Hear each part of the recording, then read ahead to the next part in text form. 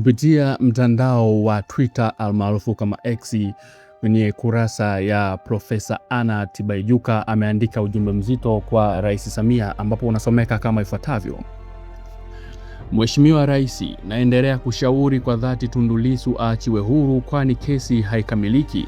Hekima na busara iliyokufanya kutangaza sera ya 4Rs mara ulipoingia madarakani ikuongoze tena katika jambo hili. Simulizi hizi za kutisha za vyombo vya habari vya kimataifa zinaibua hisia kali hasa kwa vijana.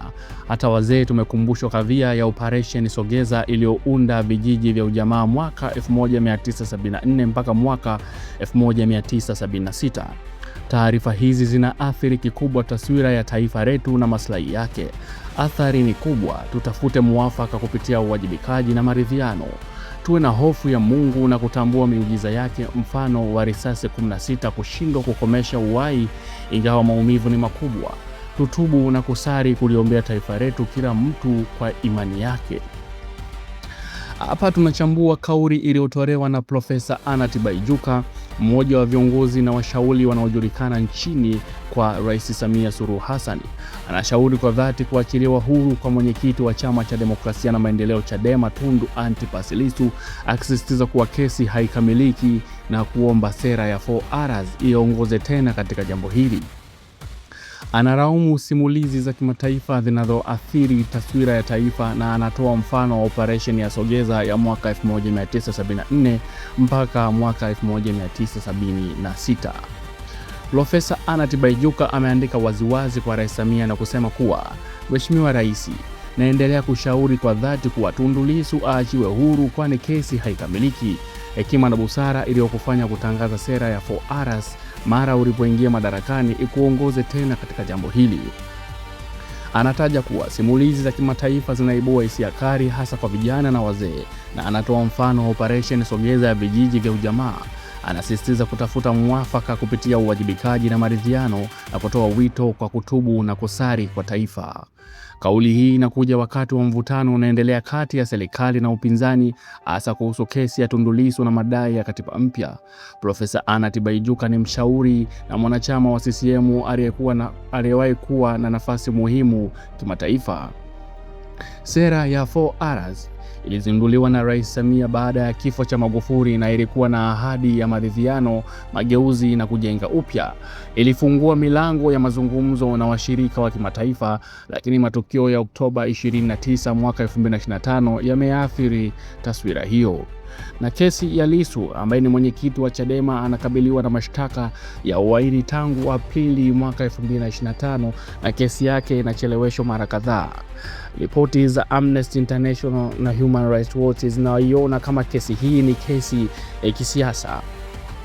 Na Operation Sogeza, hii ni operation ya vijijini ya ujamaa na ya mwaka 1974 mpaka mwaka 1976 ilikuwa na madhara makubwa ya kijamii na kiuchumi, na inatumika kama mfano wa hatari ya sera zisizofikiwa vizuri. Bunge la Ulaya na Seneti ya Marekani zimechukua hatua ya shinikizo kuhusu haki za binadamu na kidemokrasia. CMAG ya Jumuiya ya Madola imeipa Tanzania siku 30 kutatua suala la Lissu na mageuzi yake. Na kauli ya viongozi kama Mnyika pamoja na John Heche zinaendelea kudai maridhiano halisi na kuachiliwa kwa viongozi. Kauli ya Profesa Anna Tibaijuka inaonyesha sauti ya busara na hekima kutoka kwa mtu mwenye uzoefu mkubwa. Kuomba 4Rs iongoze tena ni wito wa kurudi kwenye msimamo wa awali. Mfano wa Operation Sogeza unaonyesha hofu ya hatua zisizofikiriwa vizuri zinazoweza kuleta madhara ya muda mrefu. Kuachiliwa kwa Tundu Lissu na viongozi wengine wa kisiasa kunaweza kuwa hatua ya busara ili kurejesha imani na kuwezesha mazungumzo. Maridhiano yenye ukweli na uwazi ndiyo yanayohitajika badala ya kesi zinazocheleweshwa. Serikali inapaswa kutumia fursa hii kujenga umoja na kuepuka kuonekana kama inakandamiza upinzani. Kauli hii inaonyesha kuwa hata ndani ya CCM kuna sauti zinazoshauri busara na maridhiano. Mvutano wa kisiasa baada ya mwaka 2025 umeathiri taswira ya taifa na inahitaji hatua za haraka. 4R zilikuwa na uwezo mkubwa wa kujenga imani, lakini kesi na vizuizi vimeathiri hiyo jambo. Ili kurekebisha, serikali inahitaji mambo matatu: uchunguzi huru wa matukio ya Oktoba mwaka 2025, mazungumzo ya kitaifa yenye nia njema, na mageuzi ya katiba na uhuru wa kisiasa. Historia inaonyesha kuwa viongozi wanaosikiliza busara na kurekebisha makosa huacha urithi wa kudumu. Tanzania inahitaji uongozi unaounganisha na kujenga maendeleo, si mgawanyiko unaoendelea. Wapenzi wasikilizaji, kauli ya Profesa Anna Tibaijuka inatuonesha umuhimu wa busara na maridhiano halisi. Tunahitaji hatua za uwajibikaji na umoja ili taifa liendelee mbele. Nini maoni yako wewe kuhusiana na kauli hii aliyoitoa Mheshimiwa Profesa Anna Tibaijuka kama ujumbe kwa Rais Samia Suluhu Hassan, ambao ameuandika direct kwenye peji yake ya Twitter akimtagi Mheshimiwa Rais Samia Suluhu Hassan kuwa anataka Tundu Lissu aachiwe huru na mambo mengine yaendelee. Hii ni kuifanya Tanzania iwe salama na isichafuliwe kimataifa kama vyombo vya kimataifa vya habari vinavyoripoti kuhusiana na hali ya kisiasa nchini Tanzania kwa hivi sasa.